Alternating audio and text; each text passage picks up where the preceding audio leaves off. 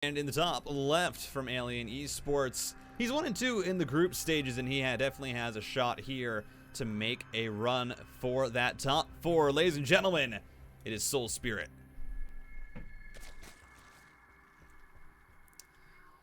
And so you said, of course, the two maps that usually you're going to see Protoss ban is going to be Curious Minds or Berlingrad. And what are the two differences between those maps where you see it kind of flip-flopped for the bans? I think it's just a matter of preferences, because the basic layout is pretty similar. But obviously there would be an additional variable coming out from Berlingrad. Is there's small mineral patches that can really expedite the path towards your enemy's base. And also, like, usually Pride of Altair is like the default Beetle coming out from Protoss versus Zerg, because there are gold mineral base with 8 gold minerals instead of the 6 coming out from Blackburn. So Pride of Altair is like the highest priority. And then, you know, depending on your preference, you usually take out either Berlin or Curious. Now, when I speak to the top caliber, like Protoss players from South Korea, they say both Curious and Berlin are pretty subpar, and that's me, you know, making an overstatement. They said it in a worse way, but you know, obviously I can't really express that publicly. So, you know, they consider it subpar, and so it's just a matter of preference coming out from the two. Yeah. And so we'll see what the strategy is going to be for Hellraiser. We did see, you know, in that last match we saw Christianer, the double Oracle into Glaive Depths. It's a strategy that it really, you see players do it differently based on preference. It's kind of another thing where you can either go up to the 3 Oracles, which has a little bit more threat to potentially even snipe Queens if they're out of position, but also you have just so much more energy available if you keep them alive, versus the 2 Oracle, where you might have the faster Glaive to Depth timing. And we saw that Christianer didn't really take advantage of that. Even though he went for 2 Oracles, it ended up only being a 2-gate Glaive to Depths, and there was never really any threat to his opponent in a laser. But if, for Hellraiser, he does opt for a very similar build, I feel like there's probably going to be a few more openings, considering that while SoulSpirit is doing well in this group, obviously is not up to the caliber of a laser. Yeah, and going for the Stargate opening again, it will be Oracles for sure, because he started off with a Stalker. It's never ideal you go Stalker first, which costs 50 gas, and then go for Void Ray. So the Oracle first. It will just depend how many Oracles he's gonna end up going with, whether it will be 2 or 3. So now this time around, is in contrast to the previous match, SoulSpirit was able to take that natural as the second base. So this means that it will hinder the Queens to actually get to the pocket base promptly when the Oracles arrive, or even there would be probably like 1 or 1 max. So it really depends how many drones SoulSpirit is going to actually transfer onto that third base, and if Hellraiser can actually, you know, get a good angle, then he could actually pick off a good amount of drones. Yeah, and interesting enough here for the build from Hellraiser, gets out the 2 Oracles. They were scouted by the Overlord spread from SoulSpirit, and now it's going to be a Void Ray being chrono boosted out to help clear up that vision from the Zerg. He's going to try to dive on in here to the natural. There's already a Sport Car left, but no Queen in the natural. So automatically, you're going to see those 3-4 drones go down. A nice pullout takes a little bit of hull damage onto one of the Oracles, but overall, already a good start here for Hellraiser. Yeah, nice mind game coming out from Hellraiser. Kind of inducing the Zerg to position the Queens at the main and the pocket base. And then, despite having 1 Spore Crawler, he immediately dove for the drones due to the absence of Queens, and picks up 4 drones. Very nice. And now he's going to also utilize 5 Adepts in the mix as well, and going for a multi-pronged harassment. There goes the Stasis Ward, catching a Queen, picking off 5 additional drones, losing only 1 Adept in return. So far, very nice trade coming out from Hellraiser, but I think these adepts are all stuck. Oh, there's State Sword in the main, though, and that's going to get a lot of drones. Sure, the Adepts go down, but overall it's been 11 drones killed here by this harassment. And mind you, this hasn't even been Glaive Adepts. This has just been Hellraiser doing what we wanted, I think, from Christianer. Well, where it's using the Adepts and the Oracles in tandem. Even has that Void Ray clears up the Overlords, which supply blocked SoulSpirit for quite a while there. And now Hellraiser, getting this damage done, has a very, very easy pathway to just head into this double Stargate Void Ray with +1. There's not really going to be any threat on the map for quite a while now. Yeah, and the Zerg took so much damage economically using Queens plus Roach Ravager Lane at this stage. So, Hellraiser's going to be safe for the next, minute to minute and a half.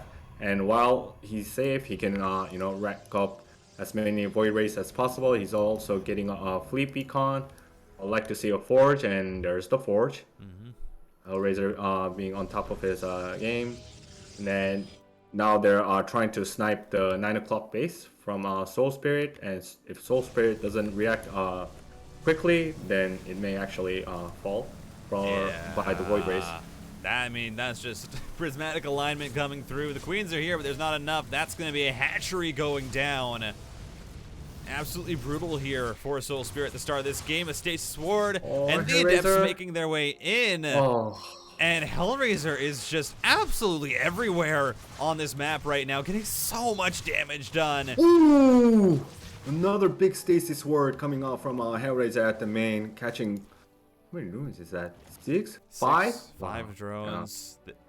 I mean, this has been 24 drones killed. A hatchery goes down. I mean, if you're SoulSpirit right now, he's trying to take a 4th, but I feel like almost the only option that would be left is to try and go for an all-in, because behind this, I mean, Hellraiser's going up to 3 Stargates. He's got a Fleet Beacon. The Protoss is not at all worried about a macro game. And the Queens were out of position once again due to the Oracles.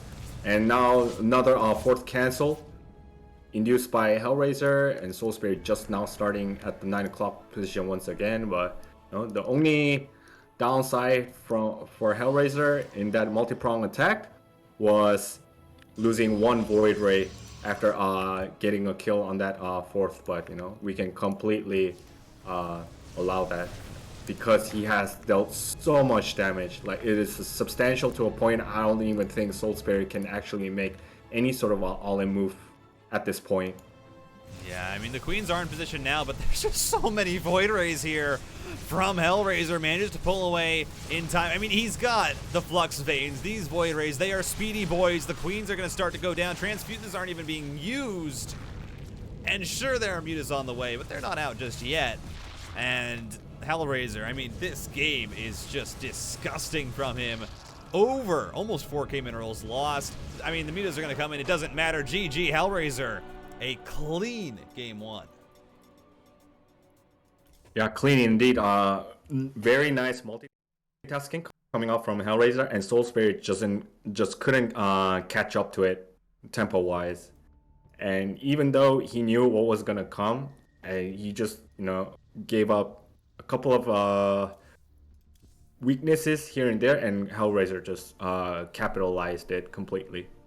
Yeah, it was very, very well done. I mean, that double-pronged harassment, that's what you want to see from that opening. That is how it should be done. The Oracles, they distract the Queens. They're not sure where to move. The Adepts are just trying to find little bits of damage.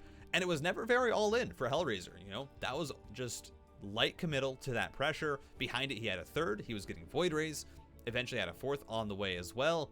It was all just very well handled, and we're going to have to see if for this next game, there's going to be a different approach for SoulSpirit. Because we're on to 2,000 atmospheres. That was, that was the map that most Protosses don't want to play. Absolutely. And now we're on to a very much more standard map where, again, you can go for this Stargate opener, and it's going to be even more difficult to try and punish it because you don't have all that open space at the 3rd base anymore. True, and at the same time, the rush distance is a bit further compared to our Berlingrad. So if Hellraiser can replicate the same pattern and achieve a similar amount of success, then it's gonna be another difficult one for SoulSpirit heading into this map. Yeah, it's gonna be an uphill battle. We'll see if he can pull it out. I mean, I definitely feel like after that first game, he's gonna have to have a response ready, because that's a build that you can recycle as Hellraiser. That's an opening that you can recycle and have a completely different transition depending on the match.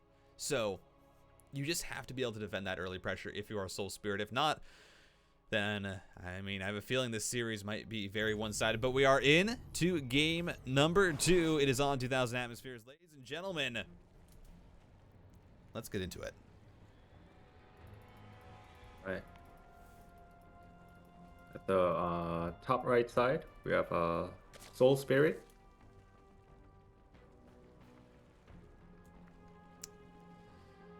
And the man, efficiency was the name of the game for him in that first map. He's up 1-0. He's looking to try and maybe get a chance to make his way into that top 4. And this is the start of it for him. Ladies and gentlemen, it's Hellraiser.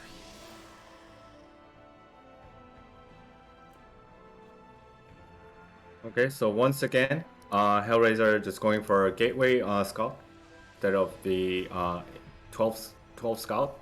So SoulSpirit planting the base once again at the natural location. So this was something that I mentioned in the previous series. Some of the processes are starting to just induce the Zerg to plant their natural at their original location instead of forcing them to build at the pocket. So it's going to be probably similar approach, maybe double oracle, even triple oracle, and then could be from there on multiple follow-ups. So in game 1 he actually showed double Stargate, Void Rays. Maybe this game he can go +1 on Blink. He can go, you know, the 5-gate glaive adept that I've been mentioning, or also he can go for +1 weapon and armor upgrade along with Blink. That is about slightly later than just +1 attack and Blink. Yeah, as we see the probe micro there, the probe harassment actually quite interesting, but SoulSpirit, not to be dissuaded. He knows how to move his drones. And yeah, there's a lot of options here for Hellraiser. As I kind of said before we started this game, that opening for Hellraiser is nothing crazy. It wasn't like he was committing super hard to harassment, trying to win the game with that play. It was just a fairly standard setup from him that most Protosses are going to do with a standard opening to try and find damage. But he was just able to really use it masterfully. And so for SoulSpirit, that means that you really don't get any information. You don't know anything about other build orders that Hellraiser might have. You're kind of playing completely in the dark.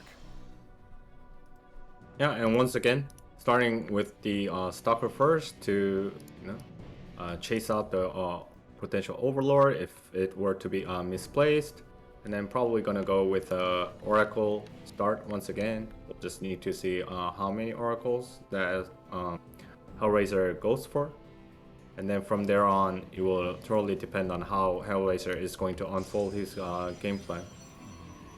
Yeah, and this game I think the main difference we're probably going to see is SoulSpirit won't push these Overlords out as far. The main issue was when he was trying to defend the initial pressure, he got 2 Overlords sniped by that Void Ray that came out, and that supply blocked him for a good majority of the time that he actually needed units to deal with the Adepts, so that his Queens could, actually respond to the Oracles.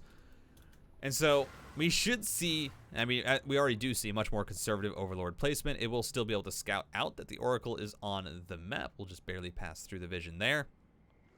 And so the Queens are now in position. We have some in the natural, some at the main. The third base is just now popping up. So of course you don't need any there. And Hellraiser not going to be able to dive in immediately. Yep, the Queens are well positioned, and then this time SoulSpirit kind of anticipated the Oracles to arrive, so he hasn't placed any drones onto his pocket base. Just now he's trying to transfer drones, but that's because 2 Queens are there to guard them, so Hellraiser probably trying to go for a similar approach, but this time around there's one queen available as well, so Hellraiser has to be a little bit more meticulous with the Oracle Micro. 2, 3, 4, 5, and okay, one went down. I'll say not ideal, but it's pretty okay for the Protoss. I mean, you still managed to find damage there with the queen in position. You're always going to be happy with that. If that Overlord, or if that Oracle had stayed alive, would have been perfect for Hellraiser, but still is going to be able to retain at least 2, as he's already preparing for his transition, has the Forge and the Twilight Council up, and the real question is, are we going to see that blink? And there we are, +1 attack and blink. It's going to be, I mean, what I think has kind of become the standard mid-game timing attack transition that most Protosses are going for. Blink Stalkers, they do well against the Roaches. You have also the micro ability to be able to somewhat get away from a bunch of Lings. And we're going to see how SoulSpirit is going to handle when this attack comes across. Oh my god, another huge stasis word coming out from Hellraiser. 6 drones and a queen trapped in there. And this is something that SoulSpirit really needs to be careful. If he's constantly getting caught by these stasis wards, then I don't think he's gonna stand a chance. You know, two drones got caught by the other Oracle at the natural again, and there goes another ray of stasis wards. 2 more drones caught in the main, only 1 this time at the natural, and at the third there are adepts heading in. 6 almost went down in exchange of 5 adepts, soon to be 6, but 7 kills. Yeah, I mean, very nice. It's already 12 drones going down here for SoulSpirit, and you also have the lost mining time from these stasis wards, which have just been so good on the timing for Hellraiser. He's been sending both Oracles in at once, making sure that his opponent just can't respond to one at a time. But I think in this game, SoulSpirit is in a much better spot. He hasn't taken as much critical damage, he hasn't lost the queens. Sure, you've lost the drones, but those are easy enough to replenish. The real issue is going to be when these stalkers come across the map, which is going to be fairly soon. Blink is done, +1 is already almost finished up, and you have 8 gateways available right now for Hellraiser, who's on 3 bases. This is going to be a whole lot of pressure, and there's really been no indication for SoulSpirit that this timing attack is coming. Yeah, and because of that initial heavy loss of the drones, SoulSpirit doesn't have enough army supply to actually fight this, and as soon as the Prism arrives, he's gonna Hellraiser's gonna start warping in additional stalkers, maybe a couple of sentries to block out the links. Oh, Miss Micro coming out. Where's the Prism? Prism has to come soon. Okay, saves 1 stalker, but that's just two free stalkers being lost by Hellraiser, which is ideal by any means. Good Blink Micro, it's gonna pick off another Overlord, but SoulSpirit was able to open up that supply cap long ago. So as long as the stalkers can trade well here, the constant reinforcements coming out from the War Prison can really seal the deal here. Yeah, I mean, the blinkbacks, they're just doing so good at keeping these stalkers alive. They're eventually going to start to go down, but by the time they do, a lot of this army has been thinned out. The Ravagers are now in the fray, though, and those Ravagers, with the extra range, can poke down these stalkers just a little bit better. Zealots being added in, though. A blink forward. Hellraiser feels like he has enough, and he absolutely does. A massive stasis ward onto that 3rd base mineral line at the same time. The reinforcements are coming through, and it might just be enough for SoulSpirit to hold on. Is gonna be able to push back the Protoss, but still has taken so much damage from that attack, and that stasis ward again getting so much value. Yeah, and by the time this all occurred, Hellraiser was able to establish his fort, just now transferring probes down there. And look at SoulSpirit's 12 o'clock base, busy producing lings, and there are no drones available to mine from that 4th base. So Hellraiser, SoulSpirit is in a heap of trouble right now. 11 workers behind as a Zerg versus Protoss at this stage. That kind of tells the entire story, despite the overall supply being in favor of SoulSpirit. It's nice now there on the stasis ward. The Stalkers continue to try and poke. They get rid of most of the Zerglings, but have to be careful for these one-shots from the Roach Ravager. They do have that Glial Reconstitution. The speed is there. Still, though, the Blink Stalker kiting is just so deadly. With that +1, they absolutely shred through these armored units. Two Stalkers blink forward, not a... Ooh, they're just barely able to get that Ravager. As Hellraiser, this micro has been pretty darn good, and he's still just going to fight this straight up because he knows that he probably wins it. There's a Warping in the main, and that's going to be GG, called SoulRaiser. 2-0, he is going to